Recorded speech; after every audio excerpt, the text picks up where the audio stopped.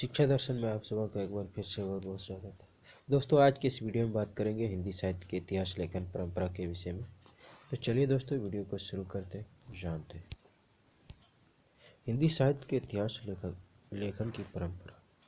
हिंदी साहित्य लेखन के लिए रुझान 19वीं सदी के आरंभ से हुआ। हिंदी साहित्य का जो लेखन परंपरा है, रुझान है, वह 19वीं शताब्दी से आरंभ हुआ है। यद्यपि इससे पूर्व भी यदा कदा रचनाओं के जीवन वृत्त व कृतित्व का परिचय देने की परंपरा रही है, किंतु इसे पूरी तरह इतिहास लेखन की संज्ञा नहीं दी। दोस्तों, इससे पहले भी यदा कदा रचना जीवन वृत्त या कृतित्व का परिचय देने की परंपरा रही है, लेकिन जो है इतिहास लेखन की संज्ञा इसे नहीं दी जा सकती है। 84 वैष्णव की वार्ता, 200 वैष्णव की वार्ता, भक्तमाल, कविमाल, कालिदास, हाजरा आदि ऐसे ही ग्रंथ हैं। ये सभी ग्रंथ इसके उदाहरण हैं। यदि हिंदी साहित्य पर दृष्टि डालें तो हिंदी साहित्य का सबसे पहला इतिहास एक फ्रांसीसी विद्वान गर्सा द तासी ने इस्तवार द ला लिटरेत्यूर एंद्वे हिंदुस्तानी नामक ग्रंथ लिखा था। दोस्तों, हिंदी साहित्य पर दृष्टि डालें तो इनमें सबसे पहले जो इतिहासकार आता है वह फ्रांसीसी विद्वान गर्सा द तासी आता है।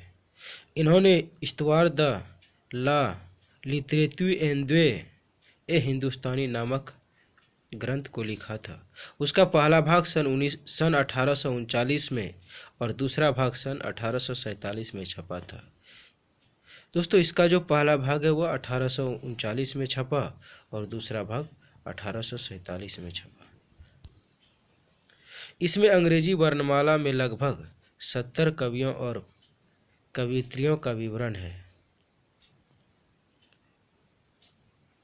इसमें जो है अंग्रेजी वर्ण क्रम में लगभग 70 कवियों और कवियत्रियों का विवरण है, किंतु इसमें काल विभाजन, युगीन प्रवृत्तियों और परंपरा के विवेचन का कोई प्रयास नहीं किया गया है। अतः इसे इतिहास की अपेक्षा वृत्त संग्रह कहना अधिक संगत रहेगा। दोस्तों, यहाँ पर कहा जा रहा है कि इसमें काल विभाजन और युगीन प्रवृत्तियों की और परंपरा के विवेचन का कोई प्रयास नहीं रहा है। अतः जो है इसे इतिहास की अपेक्षाकृत वृत्त संग्रह कहना ही अधिक असंगत होगा। इसके पश्चात जो महत्वपूर्ण ग्रंथ निकला वह शिव सिंह सेंगर का शिव सिंह सरोज है। इसके पश्चात यदि हम लोग बात करें तो उसमें महत्वपूर्ण ग्रंथ जो निकला वह शिव सिंह सेंगर का शिव सिंह सरोज है। इसका रचनाकाल 1883 है। इसमें कवि की संख्या में वृद्धि हुई। इसमें लगभग 1000 कवियों की कविताएं सम्मिलित हैं। शिव सिंह सरोज जो रचनाएं हैं इनमें कवियों की संख्या में वृद्धि हुई और इसमें लगभग हजारों की संख्या में कविताएं सम्मिलित हुए। मूलतः यह एक काव्य संग्रह है, किंतु इसमें अनेक कवि व कविताओं को इकट्ठा करने का महत्वपूर्ण कार्य किया गया है। मूलतः जो है ये काव्य संग्रह है और इसमें अनेक कवि कविताओं को इकट्ठा करने का महत्वपूर्ण काम किया है। बाद के कवियों के लिए यह स्रोत का काम करता है, परंतु यह दोनों संग्रह जीवनी रूप में ही रहे। इसमें विभिन्न कालों का विवेचन नहीं था। दोस्तों, इसमें जो है बाद के कवियों का स्रोत का काम किया और यह दोनों जो संग्रह है वह जीवनी के रूप में ही रहे। इसमें विभिन्न कालों का विवेचन नहीं हुआ है। जॉर्ज ग्रिशन ने पहली बार द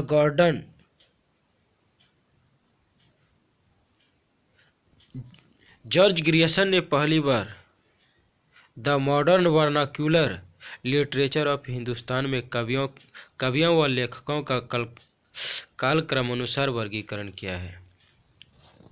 दोस्तों, यहाँ पर जॉर्ज ग्रियर्सन ने सबसे पहले the modern vernacular literature of Hindustan में कवियों व लेखकों का कालक्रम अनुसार वर्गीकरण किया है।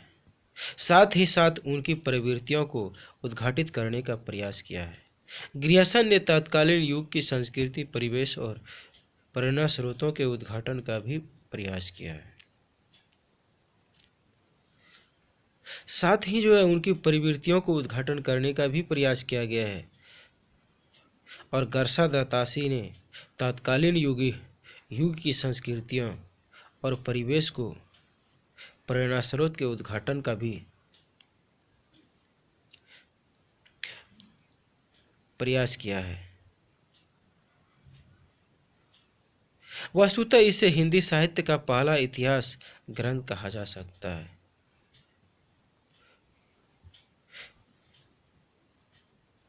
उन्होंने पथ प्रदर्शन का भूमिका का निर्वहन किया है। दोस्तों, यहाँ पर कहा जा रहा है कि इसे जो है हिंदी साहित्य का पहला इतिहास ग्रंथ कहा जा सकता है और यह जो है पथ प्रदर्शन की भूमिका का निर्वहन किया है। क्रमबद्ध इतिहास के रूप में सबसे पहला ग्रंथ मिस्र बंधुबी ने 3 भाग सन 1900 में प्रकाशित हुआ। क्रमबद्ध इतिहास के रूप में सबसे पहला जो ग्रंथ है वह मिस्र बंधु विनोद है, जो कि 3 भाग में 1900 में प्रकाशित हुआ। इसमें काल विभाजन के साथ नागरिक प्रचारणी सभा की खोज के निष्कर्षों का पूर्ण समावेश कर दिया गया है। इसमें काल विभाजन के साथ साथ नागरिक प्रचारणी सभा की खोज के निष्कर्ष का पूर्ण समावेश है। इसमें लगभग 5000 कवियों का उल्लेख है। यह ग्रंथ सूचनाओं का अपार भंडार है जो आगामी साहित्यकारों के लिए बहुत उपयोगी रहा।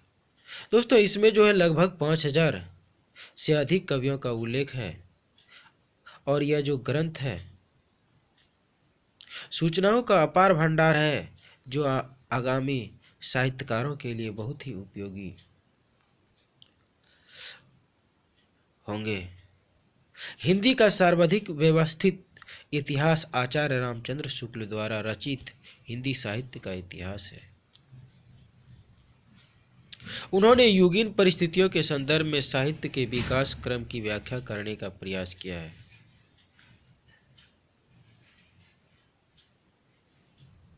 हिंदी का जो सर्वाधिक व्यवस्थित इतिहास है वह आचार्य रामचंद्र शुक्ल द्वारा हिंदी साहित्य का इतिहास है। इन्होंने युग के परिस्थितियों के अनुसार संदर्भ में साहित्य का विकास क्रम की व्याख्या करने का प्रयास किया है।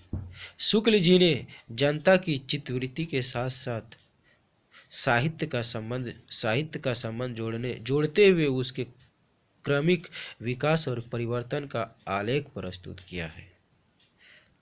दोस्तों, यहाँ पर शुक्ल जी ने जनता की चित्तवृत्ति के साथ साथ साहित्य के संबंधों को जोड़ते हुए उनके क्रमिक विकास और परिवर्तन का भी उल्लेख को प्रस्तुत किए हैं।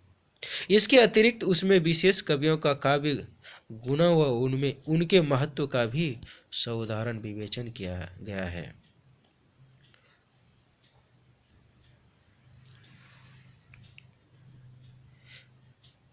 इसके अतिरिक्त उसमें विशेष कवियों के काव्य गुणों और उसके महत्व का भी उदाहरण के साथ विवेचन किया गया है।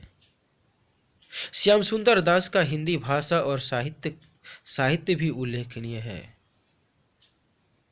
इनमें उन्होंने कवियों के विकास का कलाओं के विकास के परिप्रेक्ष्य में अध्ययन प्रस्तुत किया है। साथ ही ऐतिहासिक परिस्थितियों का विशेष ध्यान दिया है। दोस्तों, श्याम सुंदर दास जी ने हिंदी साहित्य श्यामदू सुंदर दास का हिंदी भाषा और साहित्य भी उल्लेखनीय है।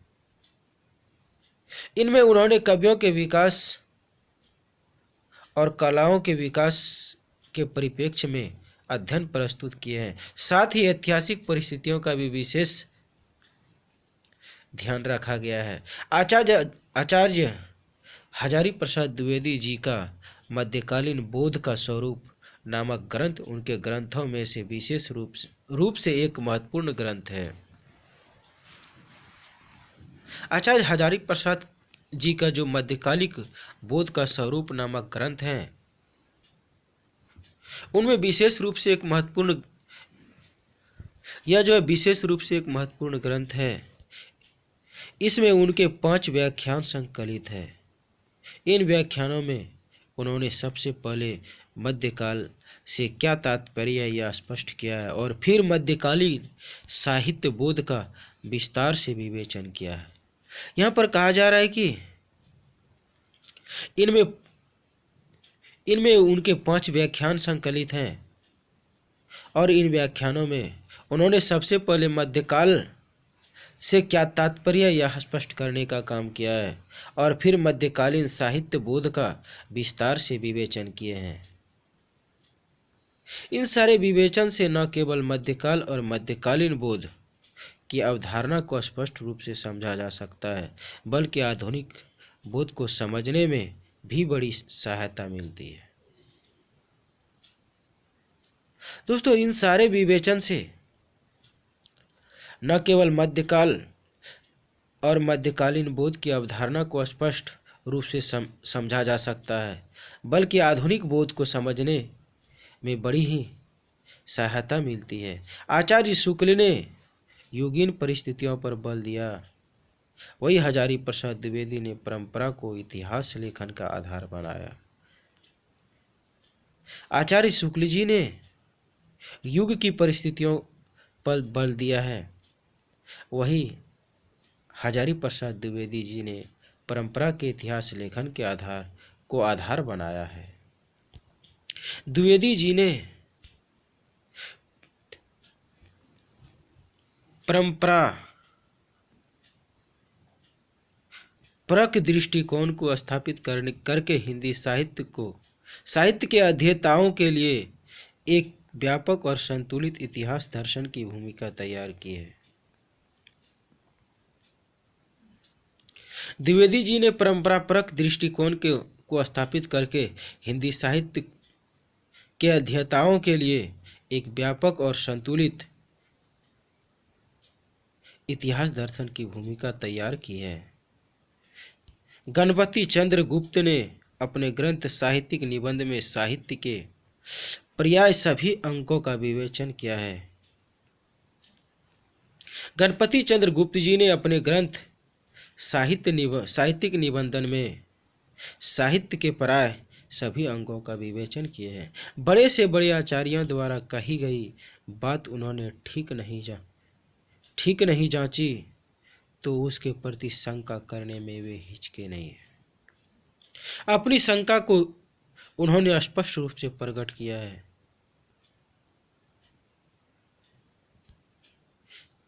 बच्चन सिंह का आधुनिक हिंदी साहित्य का इतिहास ग्रंथ मूलतः साहित्यिक कृतियों पर आधारित है, लेकिन उनका अपेक्षित पर्यावरण सर्वत्र दृष्टि में रखा गया है।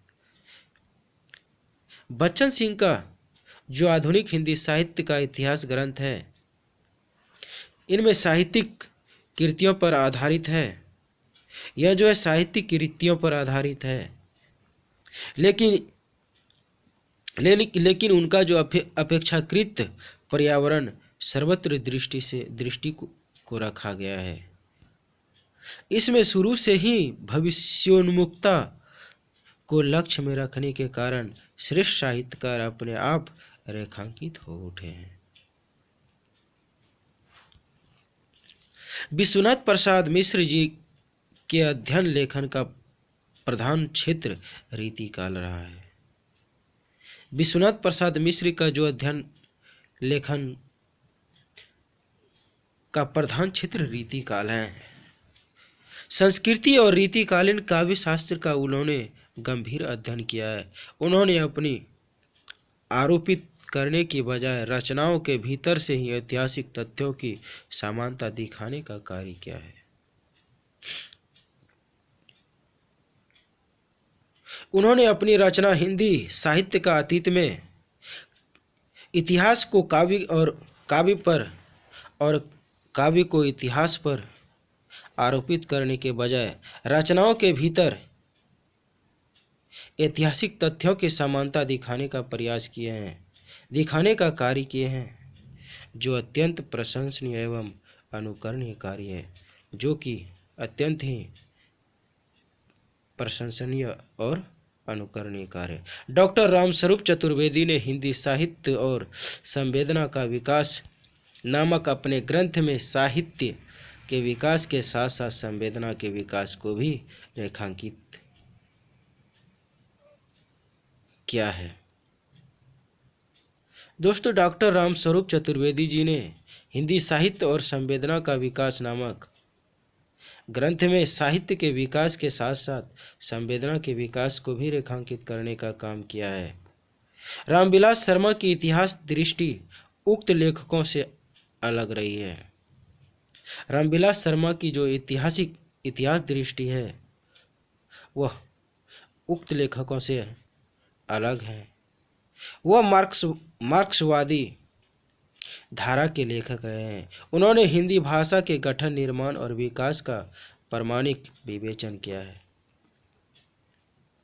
यह जो है वह मार्क्सवादी धारा के लेखक रहे हैं। उन्होंने हिंदी भाषा के गठन, निर्माण और विकास का प्रामाणिक रूप से विवेचन किए हैं। हिंदी भाषा और इतिहास के जातीय स्वरूप की पहचान और विशेषताओं के विकास का प्रश्न उसके इतिहास लेखन में प्रमुख रूप से उभरकर सामने आया है। यहाँ पर कहा जा रहा है कि हिंदी भाषा और इतिहास के जातीय स्वरूप की पहचान और विशेषताओं के विकास का प्रश्न उनके इतिहास लेखन में प्रमुख रूप से उभरकर के सामने आया है।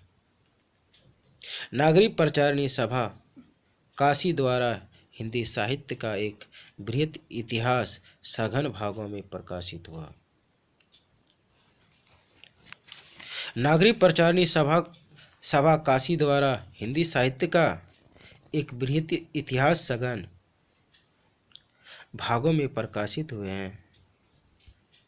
साहित्य इतिहास के नामों और स्थितियों की अपेक्षा प्रवृत्तियों और परिस्थितियों का अध्ययन अधिक आवश्यक है, क्योंकि उनके द्वारा ही विकास क्रम के सोपानों और स्तरों को सुगमता से समझा जा सकता है।